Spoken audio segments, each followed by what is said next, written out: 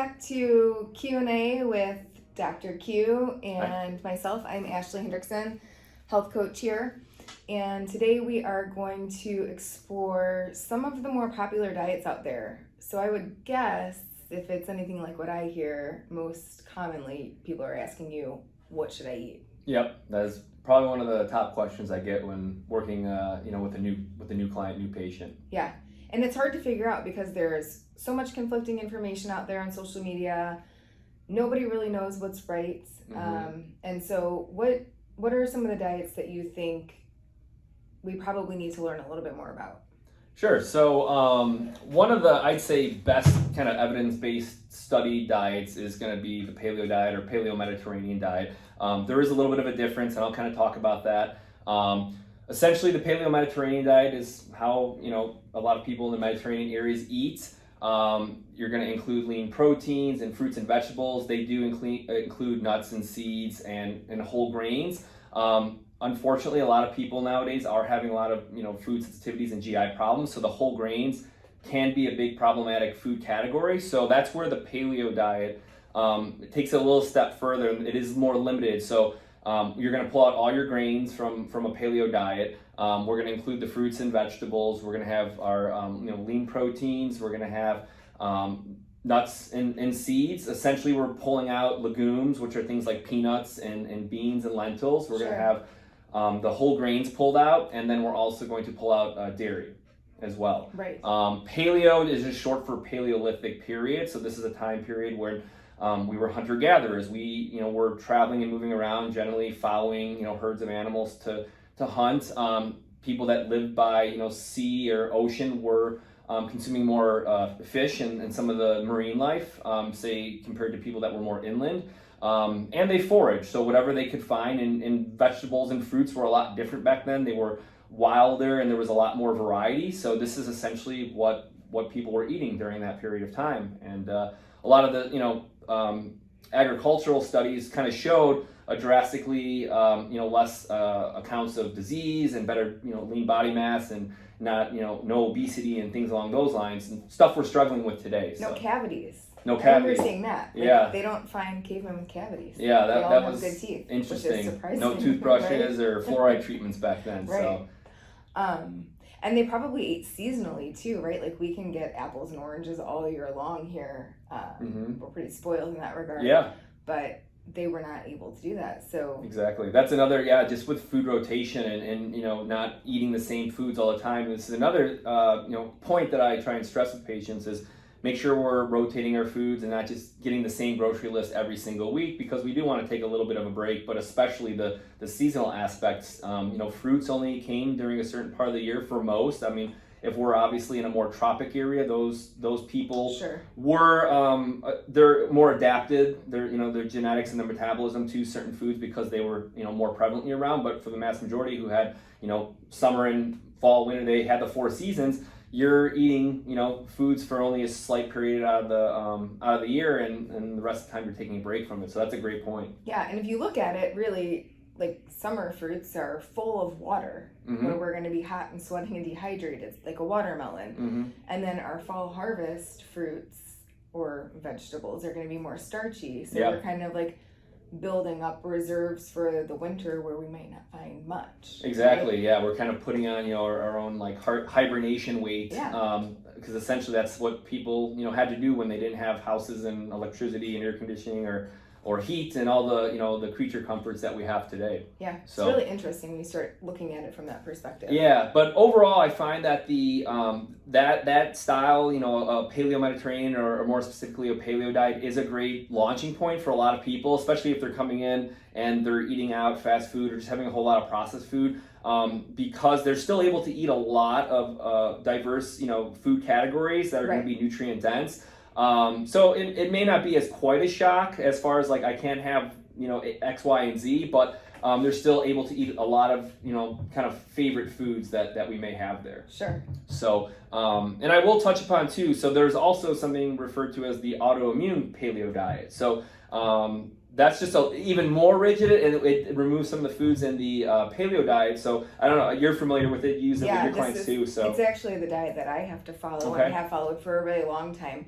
But I think it gets confusing because it is called AIP, which can stand for autoimmune paleo, anti-inflammatory protocol, or autoimmune protocol. So it's important to make this distinction between a traditional paleo diet and the autoimmune version of this way of eating for people who are dealing with a ton of systemic inflammation or chronic conditions and autoimmunity specifically. Yeah. And that one does get a little bit more restrictive because we are also removing nightshades, which are a family of fruits and vegetables. There's only one fruit that's qualified as a nightshade, but things like potatoes, peppers, tomatoes can be extremely problematic for people with autoimmune disease and just inflammatory conditions in general.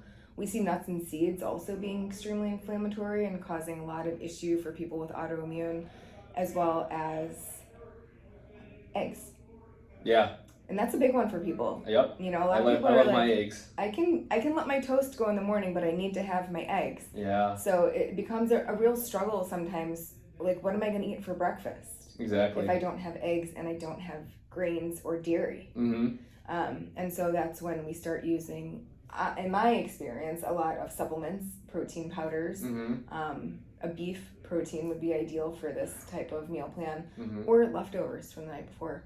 Yeah, I think that's a big part of it too, is just re-educating, and we kind of have to remove like the thought of what a breakfast food should be or is, and think, hey, I can have, you know, some salmon, a salmon fillet for breakfast, or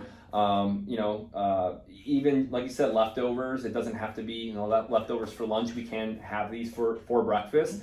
So I think just some of that reprogramming of what a food or what a breakfast or a specific meal food is and isn't, you know, kind of wiping the slate clean with that. Yeah, because most of us have been raised on sugary cereals and waffles and pancakes and muffins and all the sweet treats. Salmon's actually great for breakfast. I love it. Yeah. I mean, I can have eggs, and I do like to have it with my eggs, but if I couldn't, it would be still a great, you know, a fat source and protein source, and you're not going to, you know, jack up your blood sugar to start the day off on the wrong foot. And you mentioned the nuts and seeds, and I know that's a big one because a lot of times when people are going, say, paleo, and they're trying to find alternatives, they're going to be using things like coconuts or almond flour, and I find that almonds are one of the major food sensitivity reactions that I do get back when I'm running, you know, food panels on people. So it can be a little complicated. There's definitely an education period and, you know, kind of a swapping out period, but that's where we're working with somebody like myself or you.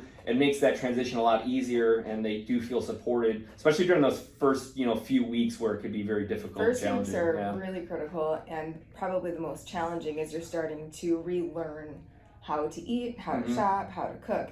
And you bring up almonds, and I'll say in my personal experience, prior to knowing that I had an autoimmune condition, I was a CrossFit coach at the time, and paleo was huge in the CrossFit world. It probably still is. I don't know, I'm a little removed these days from that space. But I probably was eating my weight in almonds every week, between almond flour, almond butter, almonds for snacks. I mean, you name it. And overdosing on almonds. And I had so much inflammation and so much low back pain that I literally could not bend over to put my socks on. And lo and behold, I find out probably 6 months into this really extreme period of inflammation that I was experiencing that I did have autoimmune disease. And that a lot of the issues I was having inflammation-wise was a result of the diet I was eating, even though it was healthy. And that's, so it's important for people to understand. Exactly.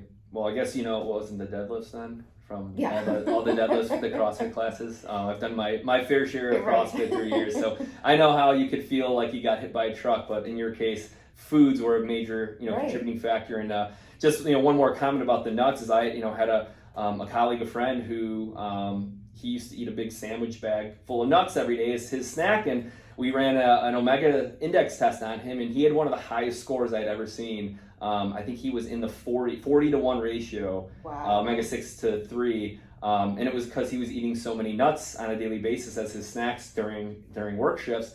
So he drastically cut back on the nuts, included an omega-3 supplement, and then I think he lowered it to like 12 to 1. Still not out of the woods, but a massive reduction from, you know, where he was, and but it just shows how, too much of anything, can be very, problematic and inflammatory. For a lot of people. So real quick, can you just touch on what that ratio means and why it's important for people who don't know what we're talking about when we say 6-3? Yeah, so we have omega-6s, we have omega-3s, and I think we may have touched upon this in one of our other videos. I'll have to look and we can put that in the show notes. But essentially we want a nice balance. We need both of them. Omega-6s tend to be more of an inflammatory driver, and we do need this when we come into contact with things that we need inflammation for. So we want our immune system to be able to have this, this ammo when needed. But omega-3s, these are more anti-inflammatory. They help keep that balance so we don't have too much of an overreaction. And most of the American diet, it includes more omega-6s than it does 3s. And so we tend to tip the scale and have a predominance of omega-6 fatty acids in there. So when we're running an omega index test and a 6-3 ratio, we're just getting an idea of how many omega-3 fatty acids, what percent is inside of the cell membranes, that's where they're measuring it, and what percent is omega-6, and then they just kind of give us a ratio. And ultimately, depending on who you read, under 6-1, sometimes some will say 1-1. I usually like it around 3-1 to 6-1 range is kind of what I'm shooting for the majority of my patients. But that's, what that kind of means and, what we're looking at and why we're looking at it. Great. So. Thanks. Yeah, of course. So we appreciate you guys tuning in. Hope that was informative and give you a little bit of information on what paleo versus autoimmune paleo is and why it could be the right diet for you. Stick around because we're going to come back and talk about some other healing diets that are out there and answer some questions that we get pretty commonly around those as well. Thank you.